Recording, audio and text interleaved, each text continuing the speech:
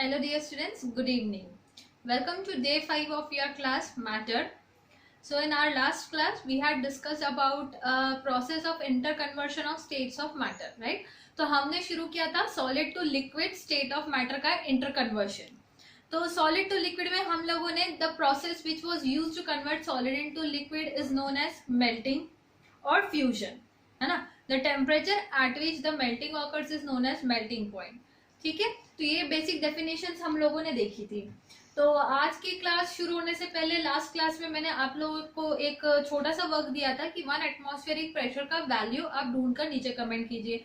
तो कुछ फ्रेंड्स ने बहुत ही अच्छे से कमेंट किया है. लोकेश, नील, भुविशा, आयुषी, नंदिनी, अथर्वा, गौरी, सिद्धि एंड दृष्टि. So these names are here. These are the shining students जिन्होंने कमेंट किया, जिन्होंने होमवर्क किया है उसके प्रीवियस क्लासेस का भी और मुझे पर्सनली भी भेजा व्हाट्सएप पे वगैरह इन्होंने अपना homework. So I strongly appreciate this students. दृष्टि मेरे ख्याल से राजू बल्की जी के नाम के से अकाउंट से कमेंट था, तो मेरे ख्याल से वो शायद दृष्टि. अगर कोई और हो तो please let me know, I am not sure, I have just made a guess. और बाकी स्टूडेंट्स से भी मैं यही कहना चाहूंगी कि ये नाम यहाँ पे आपके मोटिवेशन के लिए है. So if you are doing your work please keep it doing sincerely, ताकि आप लोग को ऐसे ही मैं प्रेस करते रहूं और आप और अच्छे से पढ़ते रहो. ठीक है, so thank you students for making it a very interactive class. I feel that you are enjoying learning process. Okay, so last class में हम लोगों ने एक डायग्राम देखा था जो यहाँ पे मैंने थोड़ा सा बना रखा है इन वेरी शॉर्ट. तो इस पे स्टैंड वगैरह मैंने गायब कर दिया, लेबलिंग्स गायब कर ली. आप अपना बुक खोल के चेक कर सकते हो डायग्राम. सो मेन डायग्राम में जो चीजें हैं वो है एक बीकर जिसमें आइस क्यूब थी, थर्मोमीटर था, स्टरर था और नीचे जो था वो बर्नर था, है ना. तो हमने देखा था कि हमने प्रेशर और टेम्परेचर दो कंडीशंस के अकॉर्डिंग हम लोग वहां पे अपना जो स्टेट ऑफ मैटर है वो बदल सकते हैं. तो हमने प्रेशर फिलहाल कांस्टेंट रखा हुआ है at 1 atmospheric pressure which is equal to 1.035 into 10⁵ pascals, जैसे कि आप सबने मुझे बताया था. और हमने सिर्फ टेम्परेचर चेंज करने की कोशिश की है. तो initially we are heating solids to convert them into liquid state. तो अब यहाँ पे मैंने एक चीज आपको बताई थी कि conversion of state of matter कैसे होता है. कैसे होता है, ये जो हीट एनर्जी है ये पार्टिकल्स के पास जाती है, पार्टिकल्स के अंदर मूवमेंट शुरू होता है क्योंकि हीट एनर्जी कन्वर्ट होती है उनकी काइनेटिक एनर्जी में, जिसके वजह से वो एक दूसरे का फोर्स ऑफ अट्रैक्शन ओवरकम करते हैं और उसकी वजह से फाइनली वो फ्री टू मूव हो जाते हैं और वहां पे हमारा जो डिस्टेंस है पार्टिकल्स का वो बढ़ जाता है. तो हमारा सॉलिड से लिक्विड स्टेट ऑफ मैटर में पार्टिकल्स आ जाते हैं, जो मैटर है वो आ जाता है. ठीक है, तो ये जो टाइम ड्यूरेशन है जिस टाइम पे वो अपना हीट एनर्जी को कन्वर्ट कर रहा है काइनेटिक एनर्जी में, इस टाइम पे पूरा सॉलिड जब तक लिक्विड नहीं हो जाता हमारा टेम्परेचर थर्मोमीटर पे 0 डिग्री सेल्सियस पे कांस्टेंट रहेगा. और इस 0 डिग्री सेल्सियस को ही हमने मेल्टिंग पॉइंट बोला था और यहाँ पे जो प्रोसेस हो रही है उसको मेल्टिंग बोला था. और इस प्रोसेस के लिए जो हीट एब्जॉर्ब हो रही है उस हीट को बोलते हैं लैटेंट हीट ऑफ फ्यूजन. क्या बोलते हैं? Latent heat of fusion. ठीक है, इसको LF से डिनोट किया जाता है in short. Okay, so latent heat of fusion होता क्या है, इसकी स्टैंडर्ड डेफिनेशन डिफाइन की गई है for unit mass of any substance. एक यूनिट मास ले, मतलब चाहे 1 ग्राम ले लो, 1 kg ले लो या कोई भी आप कितना भी मास ले लो. अब जो आपका स्टैंडर्ड मेजरमेंट का मास का यूनिट है वो है केजी, राइट. तो हमने कितना मास कंसिडर किया हुआ है? 1 kg. So what will be the definition of latent heat of fusion? The amount of heat required to convert 1 kg of solid into liquid at constant pressure of 1 atm and at constant temperature, that is at its melting point, is known as latent heat of fusion of that substance, right. फिर से एक बार मैं repeat करती हूँ, इसको explain करते हुए. The amount of heat required by a substance, एक सब्सटेंस को कितना हीट लग रहा है to convert 1 kg of its mass from solid state to liquid state at constant pressure of 1 atm जो फिक्स्ड है and at constant temperature. Temperature कितना? Ice के केस में 0 डिग्री सेल्सियस, मतलब कि उसका melting point. At melting point is known as latent heat of fusion. अब latent heat of fusion का यूनिट क्या होगा? तो हमें पता है it is the amount of heat I hope आपको बोर्ड क्लियरली दिख रहा है ना? थोड़ा सा अगर फोकस कर देंगे तो ठीक रहेगा. Amount of heat required by 1 kg of a substance, है ना, टू गेट कन्वर्टेड, राइट. तो इसका यूनिट क्या होगा लैटेंट हीट ऑफ फ्यूजन का? जूल पर केजी. जूल पर केजी यूनिट क्या है? जूल पर केजी, क्योंकि अमाउंट ऑफ हीट का यूनिट होता है जूल और मास है हमारा केजी में. Joule, JOULE, joule. ठीक है, जूल पर केजी. तो आइस, वैसे हर मैटर के लिए लैटेंट हीट का वैल्यू डेफिनेटली अलग रहेगा. आइस के लिए हमारा लैटेंट हीट का वैल्यू कितना रहता है? Latent heat of fusion for ice is equal to 3.34 into 10 raised to power 5 joule per kg. 3.34 into 10 raised to power 5 joule पर केजी किसके लिए है? आइस के लिए. ठीक है, तो आइस क्या करती है? जब हम आइस को हीट करना शुरू करते हैं तो आइस जो है उसका हीटिंग एब्जॉर्ब होने की वजह से थर्मोमीटर पे टेम्परेचर माइनस से 0 की तरफ आता है. जैसे ही टेम्परेचर 0 पे आएगा पूरा ice 3.34 into 10 raised to power 5 joule प्रति केजी उसका एब्जॉर्ब करना शुरू करेगा बर्नर से. और जब ये पूरा हीट एब्जॉर्ब होके पूरा आइस 0 टेम्परेचर पे ही वाटर में कन्वर्ट नहीं हो जाता, टेम्परेचर कांस्टेंट रहेगा. जैसे ये मेल्टिंग की प्रोसेस कंप्लीट हो जाएगी तो हमारा जो है वो मेल्टिंग पॉइंट 0 से हटकर अब बढ़ना शुरू होगा टेम्परेचर ऑफ वाटर. ठीक है, तो this was the process how the state of matter changes from solid to liquid state. ठीक है, so now let's move to our next topic, the interconversion of state of matter from liquid to gas. ठीक है, तो same kind of diagram आप लोग अपने notebook में बना लीजिए जैसा हमने प्रीवियस डायग्राम बनाया हुआ था. I have made it in a very short. आप लोग प्लीज उसको वैसे ही लेबलिंग्स के साथ, स्टैंड के साथ और पूरे लेबलिंग्स के साथ बनाइएगा. ठीक है, मेरा जो बीकर है वो हवा में है तो आप लोग प्लीज नीचे ट्राइपॉड स्टैंड बनाना मत भूलना. Okay okay, so liquid to gaseous state of matter. अब इसमें क्या होगा, हम लोगों ने क्या ले रखा है? हमने लिक्विड ले रखा है बीकर के अंदर, वही सेम प्रोसीजर, उसको हीट कर रहे हैं हम.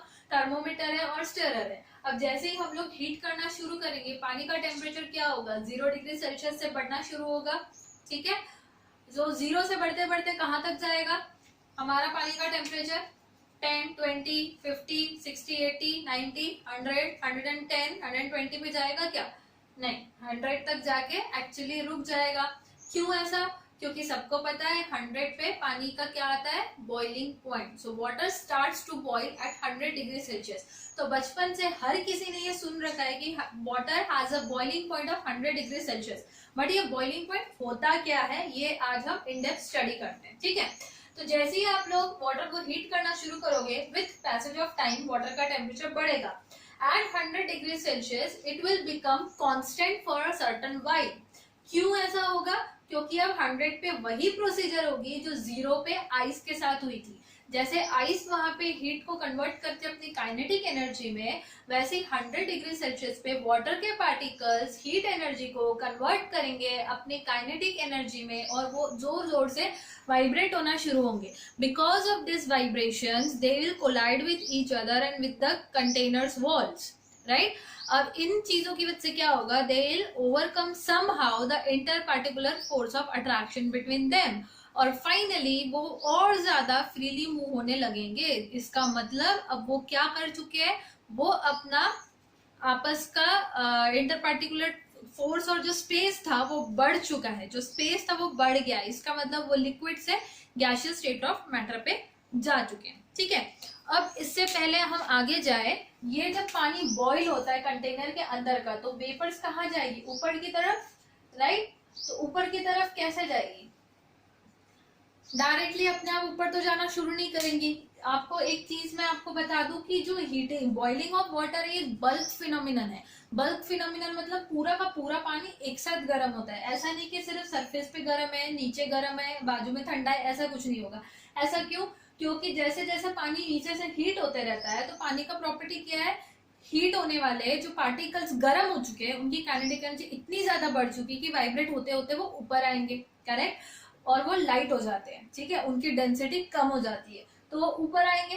तो नीचे क्या चले गए? ठंडे पार्टिकल्स न्यू वाले नीचे चले गए. वो अब गर्म होंगे, अब वो ऊपर आएंगे, फिर newer cooler particles get down, so they get hot, they become hot, वो ऊपर आएंगे। तो ये एक कंटिन्यूअसली साइक्लिक मैनर में प्रोसीजर चलते रहेगा, जिसकी वजह से पूरा का पूरा बीकर के अंदर का पानी गर्म हो जाएगा। अब जो ऊपर ये सरफेस पे पानी है, इसको सबसे ज्यादा काइनेटिक एनर्जी है, क्योंकि इसको kinetic energy, it will try to overcome the interparticulate force of attraction, और ये ऊपर रेज होना शुरू होगा जैसे गैसियस स्टेट में कन्वर्ट होगा। अब ये ऊपर आएगा जब, तो ये डायरेक्टली ऊपर नहीं आ सकता है, ऊपर से यहाँ पे एटमॉस्फेयर है, ठीक है। ये एटमॉस्फेयर में भी कुछ गैसेस है, ये गैसेस भी एक दूसरे से टकरा रही है। तो जब कोई चीज किसी से टकराती है तो वो एक पर्टिकुलर फोर्स अप्लाई करती है उस चीज के ऊपर, है ना। जैसे ये पेन इस बोर्ड पे टकराया, तो इस बोर्ड पे इसने कुछ फोर्स अप्लाई की है इस पर्टिकुलर यूनिट एरिया पे। फोर्स पर यूनिट एरिया को ही हम बोलते हैं प्रेशर, करेक्ट है ना। फोर्स पर unit area is known as pressure. तो इसी प्रकार से गैसियस पार्टिकल्स हमेशा एक एटमॉस्फेरिक प्रेशर एक्सर्ट करते रहते हैं एक दूसरे पे और आसपास की सभी चीजों पे, ठीक है। तो ये एटमॉस्फेरिक प्रेशर यहाँ पे कुछ बना हुआ है इस बीकर के ऊपर। तो इस प्रेशर की वजह से क्या ये वेपर्स इजीली बाहर आ पाएंगी? एक्चुअली नहीं, unless and until they gain enough kinetic energy to overcome this atmospheric pressure to break it and come up, ठीक है। तो जैसे ही हमारा टेम्परेचर 50, 60, 70, 80 पे जो हीट हो रहा है, 80 डिग्री सेल्सियस पे सपोज टेम्परेचर पहुंच गया है, टेम्परेचर सपोज 80 डिग्री सेल्सियस पे पहुंच गया थर्मोमीटर में, ठीक है। तो पानी इतना गर्म है कि हमारा हाथ तो बहुत आराम से जल जाएगा, लेकिन क्या पानी के वेपर्स आते हैं 80 पे? एक्चुअली नहीं। क्यों नहीं आ रहे? क्योंकि पानी के वेपर्स को आने के लिए कौन रोक रहा है? ऊपर से एटमॉस्फेरिक प्रेशर, ठीक है। जैसे ही टेम्परेचर 100 पे जाएगा, अब पानी के जो पार्टिकल्स है उनके पास बहुत ज्यादा काइनेटिक एनर्जी की, वो इजीली एटमॉस्फेयर के प्रेशर को ओवरकम करके वेपर्स में कन्वर्ट होके बाहर आ जाते हैं, ठीक है। ये जो प्रोसेस हो रहा है ये सिर्फ 100 पे होता है, liquid to gas conversion of water का। इसीलिए 100 डिग्री सेल्सियस को, इस टेम्परेचर को बोला जाता है boiling point of water, boiling point of water, ठीक है। So the temperature at which water completely gets converted from its liquid state of matter to gaseous state of matter is known as boiling point of water, which is 100 degree Celsius, ठीक है। अब ये जो process हो रहा है, जो conversion, the process of conversion of water from liquid state to its gaseous state is known as boiling, या फिर इन जनरल हम किसी भी स्टेट ऑफ मैटर के लिए बात करेंगे तो the physical process of conversion of any liquid state of matter into its gaseous state is known as vaporisation, is known as vaporisation, ठीक है। सो किसी और स्टेट ऑफ मैटर के लिए, किसी और स्टेट ऑफ मैटर के लिए इन जनरल, ठीक है, ये होगा vaporisation, clear.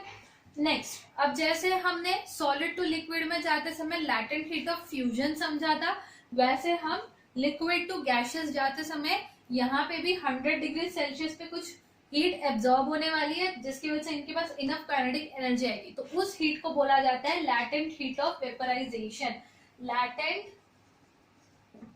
Heat of vaporisation, जिसको एलवी से रिप्रेजेंट किया जाता है, ठीक है, एलवी से रिप्रेजेंट किया जाता है। So latent heat of water is equal to, पहले डेफिनेशन लिख लेते हैं, लैटेंट हीट ऑफ वेपराइजेशन होता क्या है, ठीक है। The amount of heat required by 1 kg of any liquid to get converted into its gaseous state by at constant pressure, at constant 1 atmospheric pressure and at constant temperature, that is at its boiling point, is known as latent heat of vaporization, clear। I hope आपने definitions लिख ली हो, ठीक है। Next, अब latent heat of vaporization of water कितना होता है? आप मुझे बताओगे कि मैं ही बता दूं? चलो मैं ही बता देती हूँ, 22.5 into 10⁵ joule per kg, okay, note it down please, okay। So now let's understand what is the way to convert any gaseous state of matter into liquid state of matter. ठीक है, तो अभी हम लोग ये सारा इन जनरल हम लोग अंडरस्टैंड कर रहे हैं through the examples of ice and water. ठीक है, सो आइस एंड वाटर के हेल्प से हम लोग सारे डिफरेंट मैटर्स के लिए अंडरस्टैंड कर रहे हैं. तो सारे मैटर्स के लिए अगर मैंने पूछा आपको कि फ्रीजिंग पॉइंट कितना होता है, तो प्लीज 0 मत लिखना, it is only for water. ठीक है, सो वाटर का 0 डिग्री सेल्सियस फ्रीजिंग पॉइंट है. मेल्टिंग पॉइंट जो आइस का है वो 0 डिग्री सेल्सियस है. एंड इस पे मैंने एक क्वेश्चन भी पूछा था आप लोगों को कि 0 पे वाटर के पार्टिकल्स को ज्यादा काइनेटिक एनर्जी रहेगा या आइस के पार्टिकल्स को. तो डेफिनेटली वाटर के पार्टिकल्स को आंसर रहे, वाटर के पार्टिकल्स को ज्यादा काइनेटिक एनर्जी रहेगी क्योंकि वो ऑलरेडी हीट एब्जॉर्ब करके काइनेटिक एनर्जी लेकर लिक्विड में कन्वर्ट हो चुके फ्रॉम सॉलिड स्टेट. सो आप लोगों ने आंसर्स दिया था, बहुत सारे बच्चों ने इसका, so very good, it was the correct answer. ठीक है, तो वैसे अगर अब मैं आपको पूछूं कि 100 डिग्री सेल्सियस पे वाटर के पार्टिकल्स को ज्यादा एनर्जी रहेगी या फिर गैसियस के पार्टिकल्स के पास ज्यादा एनर्जी रहेगी. ठीक है, तो ऑब्वियसली गैस के पार्टिकल्स पे ज्यादा एनर्जी रहेगी because they have already absorb latent heat of fusion and hence they have got converted from their liquid state to gaseous state, है ना. Hence this particles are having higher kinetic energy which they have utilised to overcome their interparticular force of attraction. So इसी पे एक give reason आपको आता है, आप please लिख लो. Steam at 100 degree Celsius causes severe burns then water at 100 degree Celsius. Give reason. ठीक है, steam at 100 degree Celsius gives severe burns then causes severe burns than water at 100 degree Celsius. क्यों ऐसा होता है, इसका reason अभी मैंने इस क्वेश्चन के पहले ही बताया था, तो आप प्लीज इसको अपने नोटबुक्स में लिखें. फाइन. अब जो आपने लिखा कि वाटर गैस में कैसे कन्वर्ट होता है, तो गैस वाटर में कैसे कन्वर्ट होगा, by condensing the gas, by cooling the gas.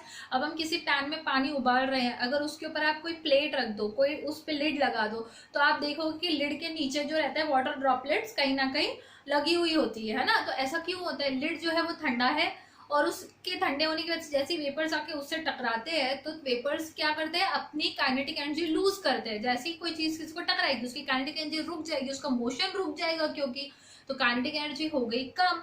Particles का जो inter particular force of attraction जो ओवरकम करके बैठे हुए थे वो हो जाएगा वापस रिगेन, और पार्टिकल्स के बीच की स्पेस हो गई कम और वापस वो गैस से लिक्विड में कन्वर्ट हो जाएंगे. करेक्ट. सो इस तरीके से हमारा गैसियस स्टेट ऑफ मैटर वापस लिक्विड स्टेट ऑफ मैटर में कन्वर्ट हो जाएगा. So the process is known as condensation. Clear. और जो जिस पॉइंट पे ये होता है दैट इज कंडेंसेशन पॉइंट. जैसे वाटर का 100 बॉइलिंग पॉइंट है, स्टीम का 100 डिग्री सेल्सियस कंडेंसेशन पॉइंट है. So make a note that boiling point is actually equal to the condensation point of steam. ठीक है, which is equal to 100 degree Celsius. ठीक है, अब हम लोग हाँ एक चीज और, अब गैस से वापस वाटर में आता है तो हीट एब्जॉर्ब करेगा या लूज करेगा, तो ऑब्वियसली हीट लूज करेगा तभी वो कन्वर्ट हो पाएगा. वैसे ही लिक्विड टू सॉलिड जब बनेगा तो हीट लूज करेगा, so latent heat will be evaporated, not gained. Fine. Okay, I hope अब आप लोग को एटलीस्ट इंटर कन्वर्शन क्लियर है. ठीक है, अब हम लोग एक छोटा सा टाइम और टेम्परेचर का ग्राफ देख लेते हैं. अब तक हमने जो भी थेरोटिकली पढ़ा है उसका एक ग्राफिकल एक्सप्लेनेशन है हमारे पास, उसको अंडरस्टैंड कर लेते हैं. सो ये क्या है, temperature versus time graph of all the process of interconversion of state of matter. ठीक है, अब y एक्सिस पे टेम्परेचर ले रखा है, x एक्सिस पे टाइम है. अब हमारा इनिशियली आइस, सपोज मैंने ये ग्राफ जो बनाया है ये आइस के लिए बनाया है, आइस एंड वाटर. अब इनिशियली मेरा जो आइस था उसका टेम्परेचर था -5 डिग्री सेल्सियस, जो यहाँ पे है देखो नीचे ए पॉइंट पे. अब इस ए पॉइंट से मैंने आइस को हीट करना शुरू किया. आइस हीट अप हो रही है, हीट होते होते धीरे धीरे उसका टेम्परेचर बढ़ रहा है. ए से वो गया बी की तरफ. अब बी पे आते ही क्या हो गया, उसका टेम्परेचर हो गया 0 डिग्री सेल्सियस. 0 डिग्री सेल्सियस और टाइम जो था एक्चुअली ये जो था टाइम, सपोज ये 0 सेकेंड्स पे शुरू हुआ और कुछ सेकेंड्स के बाद यहाँ पे 0 डिग्री पे आ चुका है टेम्परेचर। अब हम फर्दर हीट कर रहे हैं आइस को, तो क्या टेम्परेचर बढ़ेगा आइस का? जैसे कि हमने अब तक पढ़ा कि आइस का टेम्परेचर 0 पे बढ़ता नहीं है, कुछ समय के लिए कांस्टेंट हो जाता है, क्योंकि उस समय पे हमारी आइस जो है वो लैटेंट हीट एब्जॉर्ब कर रही है, राइट। तो ये वही प्रोसेस यहाँ पे दिख रहा है। आपने इसको कैसे दिखाया है? ग्राफ को एक कांस्टेंट लाइन बना के दिखाया हुआ है। सो बी टू सी हमारा जो ग्राफ है वो कांस्टेंट है, वो बढ़ नहीं रहा है। क्यों नहीं बढ़ रहा है? क्योंकि यहाँ पे लैटेंट हीट एब्जॉर्ब हो रही है और हमारी आइस पूरी की पूरी सॉलिड से लिक्विड में कन्वर्ट हो रही है। देखिए, सॉलिड टू लिक्विड में कन्वर्ट हो रही है, ठीक है, इंटर कन्वर्शन से दिखा है। तो अगर मैंने पूछा कि बी पे मेरे वाटर का फिजिकल स्टेट क्या है, ए पॉइंट पे क्या है वाटर का फिजिकल स्टेट? सॉलिड, आइस के फॉर्म में है। बी पे क्या है फिजिकल स्टेट? सॉलिड, अभी भी आइस के फॉर्म पे। लेकिन सी पे क्या है? इट विल बी लिक्विड, क्योंकि यहाँ पे ये लैटेंट हीट एब्जॉर्ब करके कन्वर्ट हो चुका है लिक्विड में। So B to C it will be in solid and liquid. Solid and liquid both the states will coexist. क्या होगा बी टू सी? नीचे नोट बना लो, बी टू सी जोन में solid and liquid physical state of matter will coexist for water. तो अगर किसी ने आपको पूछा 0 डिग्री सेल्सियस पे वाटर का फिजिकल स्टेट कितना रहेगा, तो आपका आंसर होगा इट मे बी सॉलिड और इट मे बी लिक्विड। ठीक है, हमें नहीं पता कि 0 में हमें आइस दी हुई है या वाटर दिया हुआ है। Fine, okay. Now the temperature graph will again start rising after 0 degree Celsius. हम और हीट कर रहे हैं। अब पानी क्या हो रहा है? बॉईल होने की कोशिश में लगा हुआ है, तो टेम्परेचर हमारा बढ़ते रहेगा। अब टेम्परेचर बढ़ते बढ़ते फाइनली डी पॉइंट पे क्या होगा हमारा? डी पॉइंट पे यहाँ पे टेम्परेचर आप देख सकते हो 100 डिग्री सेल्सियस आ चुका है। 100 डिग्री सेल्सियस टेम्परेचर पे क्या होता है? हमारा वाटर बॉईल होना शुरू होता है। सो यहाँ पे जो प्रोसीजर हो रही है वो बॉइलिंग है, और बॉइलिंग पे क्या होता है? वाटर जो है वो लिक्विड स्टेट से गैसियस स्टेट ऑफ मैटर में जाता है। सो यहाँ पे liquid to gaseous interconversion state of matter शुरू है by absorbing latent heat of vaporisation. Correct. So latent heat absorb होगी तब तक हमारा टेम्परेचर जो रहेगा, टेम्परेचर ग्राफ वो कांस्टेंट रहेगा। जैसे ही हमारा पूरा लैटेंट हीट एब्जॉर्ब हो गया, अब हमारा वाटर ई पॉइंट पे पूरी तरीके से गैस में कन्वर्ट हो चुका है। अब ई पॉइंट के बाद क्या होगा? वापस टेम्परेचर बढ़ना शुरू होगा, क्योंकि अब हमारा गैस में कन्वर्ट हो गया है, तो गैस हमारी हीट एब्जॉर्ब करने की कोशिश शुरू करेगी।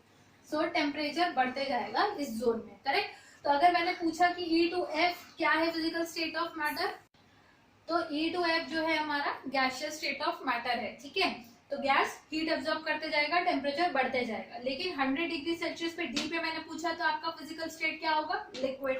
ई पे क्या होगा हमारा physical state? Gas. Make a note that at 100 degree Celsius the two physical states of water will coexist, which are liquid and gas. ठीक है, so D पे it will be liquid, E पे it will be gas, and total D to it will be in transition phase from liquid to gaseous state by absorbing latent heat of vaporization. So I hope this temperature time graph of interconversion of state of matter from solid to liquid and liquid to gas आप लोग को clear है। वैसे ये नीचे आते हुए भी सेम ग्राफ चलेगा। जब F है गैस से हम ठंडा करेंगे, तो E पे आके वो कंडेंस होने की कोशिश करेगा। So this 100 degree Celsius will become the condensation point. अब यहाँ पे हीट एब्जॉर्ब होने की वजह इवेपोरेट होगी, सो E टू D लिक्विड में आएगा, फिर D से लेकर C तक वापस ठंडा होते होते लिक्विड, सी पे आने के बाद क्या करेगा? Latent heat of fusion evaporate करेगा, फिर लिक्विड से वो सॉलिड पे आ जाएगा बी में, फिर हम उसको और ठंडा करेंगे, मतलब फ्रीज करेंगे, तो ए पे आके वो फाइनली -5 डिग्री सेल्सियस पर रुक जाएगा। तो इस तरीके से ये हमारा इंटर कन्वर्शन होता है। आप इस ग्राफ को अपने नोटबुक्स में बना के अच्छे से उसके नीचे जो भी मैंने आपको एक्सप्लेनेशन दी अपनी लैंग्वेज में लिख लीजिए, और इम्पोर्टेंट नोट जरूर लिखिएगा बी टू सी और डी टू ई पॉइंट्स के लिए। ठीक है, so with this we shall stop here for today. In our next class we may have a Zoom session if I feel कि आप लोग को जरूरत है, और मंडे को हमारा क्लास रहेगा जिसमें I will share the homework. Okay, जो भी मैंने होमवर्क्स दिए हुए हैं उसके आप लोगों को मैं जो आंसर्स है वो शेयर करूंगी, तो आप लोग एक बार खुद ही क्रॉस चेक कर लेना कि आपने आंसर सही लिखे या नहीं लिखे। Once the classes will reopen, I'll take your books for correction. So अपना work please neat and clean तरीके से कंप्लीट रखते चलें। Okay, so if you have any doubts please उसको नीचे पोस्ट कर दो और गिव रीजन जरूर सॉल्व कर लेना। Thank you and have a good day.